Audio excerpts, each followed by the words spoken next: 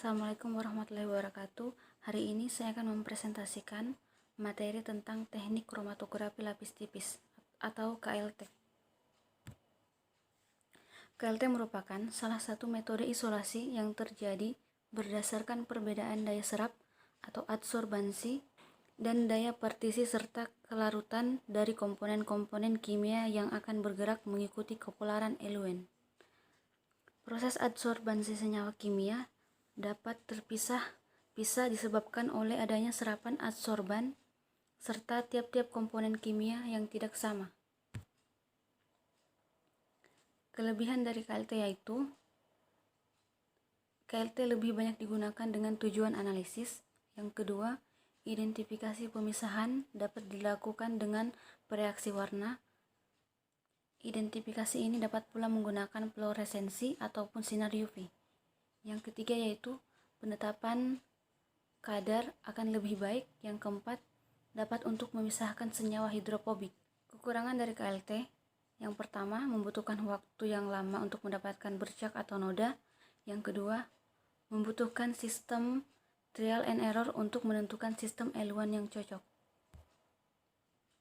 Prinsip kerja, di mana sampel dipisahkan berdasarkan perbedaan kepolaran antara sampel dengan pelarut yang akan digunakan.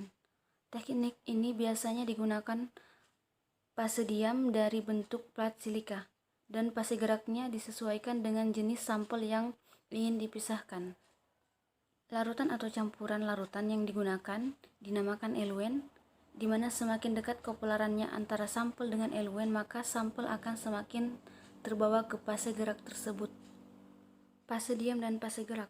Fase diam yang digunakan dalam KLT merupakan penjerap berukuran kecil dengan diameter partikel antara 10-30 mikrometer.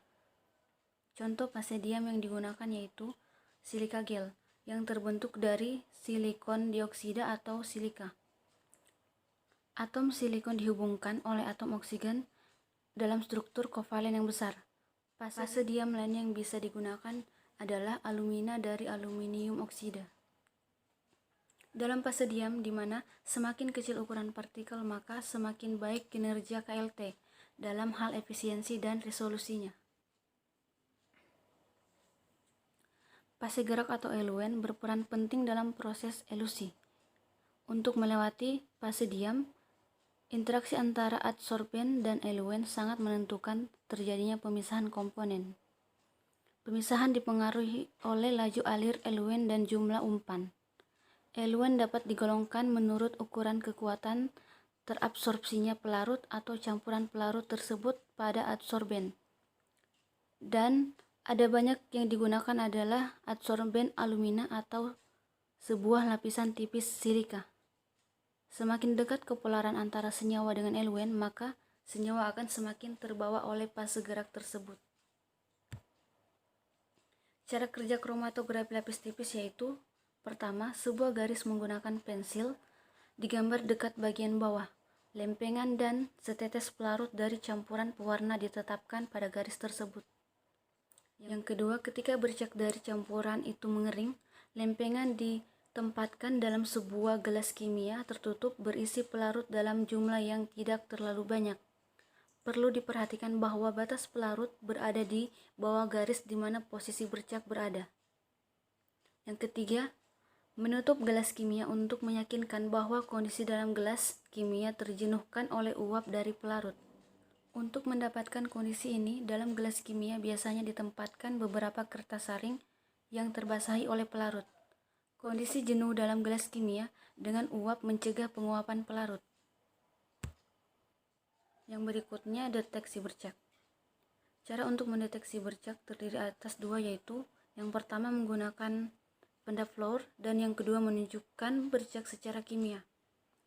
Yang pertama menggunakan pendap fluor yaitu bercak ditutup meskipun tidak tampak jelas. Jika disinari dengan sinar UV akan timbul pendaran dengan posisi bercak-bercak yang berbeda. Yang kedua yaitu penunjukan bercak secara kimia. Kromatogram dikeringkan dan ditempatkan pada wadah tertutup bersama dengan kristal iodium. Uap iodium akan bereaksi dengan bercak dan substansi yang diamati akan tampak sebagai bercak-bercak kecoklatan. Faktor-faktor yang mempengaruhi KLT terdiri dari 9. Yang pertama, struktur kimia dari senyawa. Yang kedua, sifat dari penyerap dan derajat aktivitasnya. Yang ketiga, tebal dan kerataan dari lapisan penyerap. Yang keempat, pelarut fase bergerak.